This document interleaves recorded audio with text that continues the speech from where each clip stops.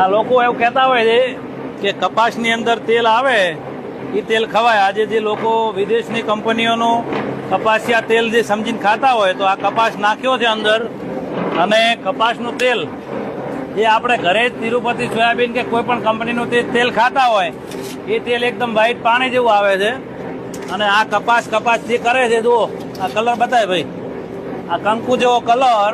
આ કપાસનું કાયદેસર પશુઓ માટે છે, અને લોકો પશુઓનું તેલ લોકો ખાવા માટે, એટલે કેન્સરમાં કોઈ ઘર બાકી રહેવાનું નથી. એટલે મહેરબાની કરી કપાસના નામે કોઈ ખાતા હોય તો છેતરાશો નહીં, કારણ કે 50 થી 51 કિલોનો કપાસનું અંદર નાખ્યું છે, તાર હજી 3 કિલો કે 3.5 કિલો તેલ બહાર નથી નીકળ્યું.